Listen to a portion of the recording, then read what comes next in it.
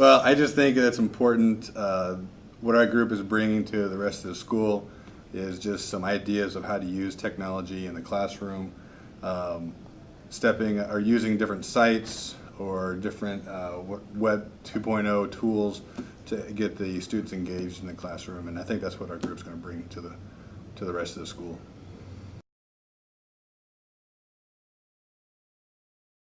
We have three main focuses in our group. We have the Student of the Month, which Donna is going to talk about in just a minute.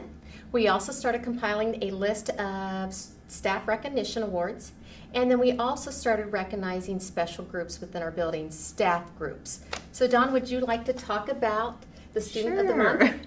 We felt like when we got together as a group that there was a need for some additional student recognition. We just felt like we had so many great kids that maybe weren't getting recognized for things, if they're not receiving the academic awards, that there are so many other things that we value in our students. So we thought a good way to do that would be to have the departments nominate, and using the gold standard that Pam came up with, and she is a member of our group as well.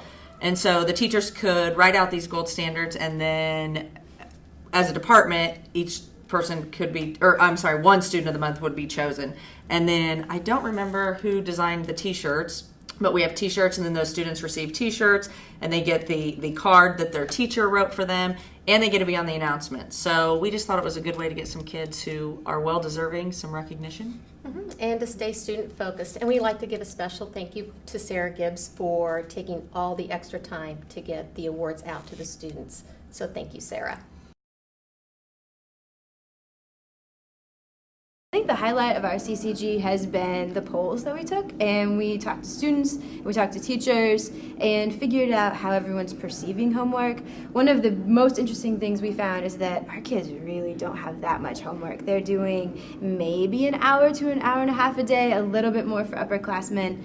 They're not doing that much homework. The other interesting thing is that the kids understand that homework helps. They might not love to do it or feel like doing it, but they get it. They do their homework, the grades go up, they do better on their tests. So they know it's worth it even if it's not really fun. I think we also talked about as a group how all the different teachers in different departments handle homework, and lots of interesting discussions both within departments and within different subjects, and we think that it would be something great to have a more of a large group discussion with kind of entire school as we kind of move forward, because there are lots of different fantastic ways that teachers are handling homework. So. All right, so we are the Educational Book Club, CCG, and the process at the beginning of the year, we picked two books, one from a teacher, and it ended up being an admin look almost, and then from the student.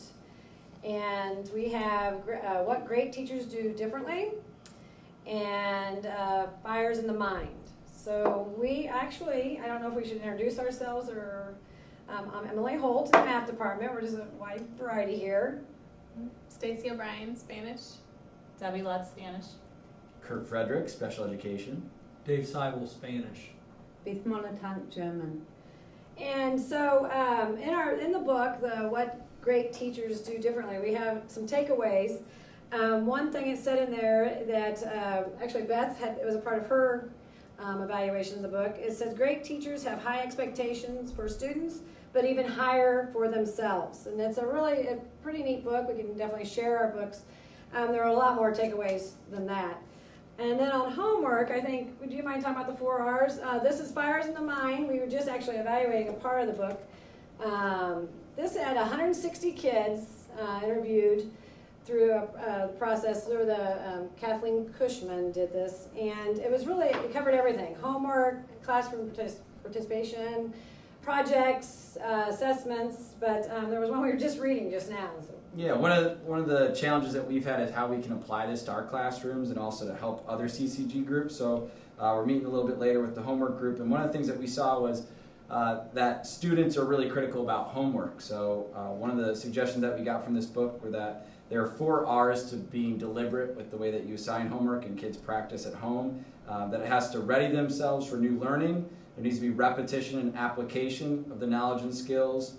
That they need to review material learned earlier, and they also need to revise their work. So it's really challenging us just to think a little bit differently of the way that we consider best practice and what a student might think. So that allows me to turn my essays into machines. Here are the mechanics. Do you do this? Check. Did you do this? Check. Did you do this? Check. Good. You got your points. And it becomes mechanical because that other stuff's already in play. In past years, I've had to teach them writing. I don't have to do that. That makes sense. I am so thrilled that you guys do such a good job of talking about the historical context of all the literature they read, because it helps. And I think it's really good for kids to see that what you learn someplace can have applications other places.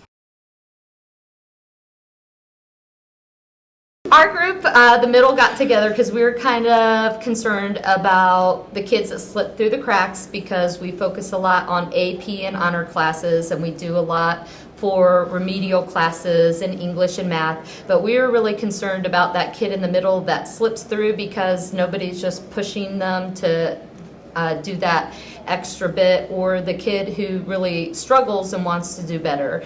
So we ended up getting together and looking through a book about the middle, and we found a few different personas that cover all these type of middle students, and Sarah will go through those titles. So a few of the ones we looked at were the lazy student, the follower, the I can't, the unprepared, disengaged. And so we looked at, in this book, it talked about the behaviors of these students, the actions that they take, and then, or the cause, sorry, and then the actions that teachers can take. So we looked at summarizing all of those different types and coming up with what we found to be a definition of the middle. There's a course designed here at Westfield High School called BSD Academy. You'll probably be receiving an email about that pretty soon, where you're going to be able to make recommendations for students that might be at risk, that need a little bit more support, and I think we're really going to need your help with all that. As a CCG group, really looking to champion those students who are at risk, or perhaps remedial students, what are some takeaways from this year's CCG?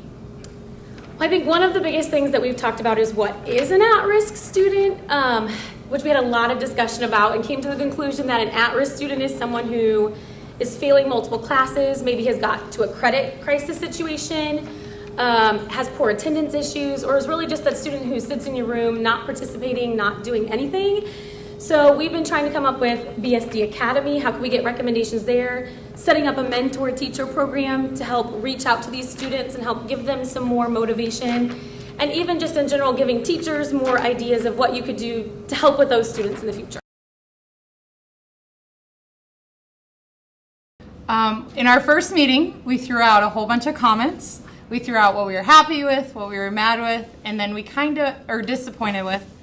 We kind of went with whatever we had the most feelings about, but then also what we could change. What could we make improvements on? What did we feel could actually have an effect on the next school year? So not just what do we dislike and can't change, but what could we put a positive influence on? And what did you decide? Bonus period.